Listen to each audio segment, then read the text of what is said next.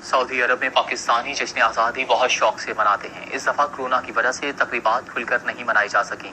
तजिया निगार ज़का-उल्लाह मोहसिन और मजलिस पाकिस्तान के रहनुमा राना अब्दुल रऊफ का कहना था कि तमाम पाकिस्तानी मुत्तहिद हो जाएं और मुल्क की तरक्की के लिए कोशिशें करें। उन्होंने सऊदी अरब में हमारे नुमाइंदे राना अजीम से मजीद क्या बात की, आइए देखते हैं। सऊदी अरब से मैं हूँ राना अजीम। पाकिस्तान की तरह सऊदीया में भी मुकीम पाकिस्तानी इस यौम आज़ादी को किस तरह मनाते हैं और उनके तासुरात क्या हैं, आइए उनसे गुफ्तगू करते हैं और उनसे जानते हैं। सर, आप बताइएगा कि आप यौम आज़ादी को किस तरह देखते हैं? यौम आज़ादी देखें रन साहब, हमारी शिनाख्त का और पहचान का दिन है।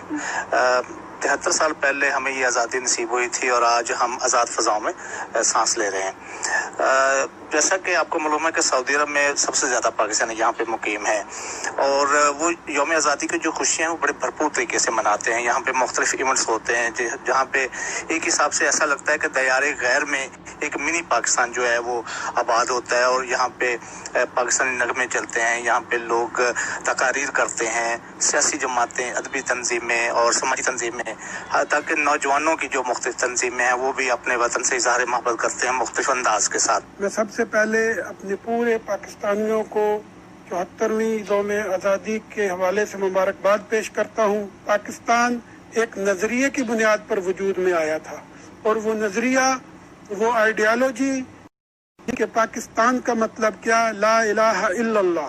हम सारे कलमा गो हैं और हम चाहते हैं कि हमारा मुल्क इस तरह से चले कि इस पर ला इलाहा इल्लल्लाह का राज हो। तमाम के तमाम लोगों से मेरी इस 74वें यौम आज़ादी पर कौम से ये अपील है कि हम तमाम ये छोटे छोटे जितने भी धड़ेबंदियां हैं इनको ख़त्म करें और पाकिस्तान को अपने पांव पर खड़ा करने के लिए अपना अपना किरदार अदा करें।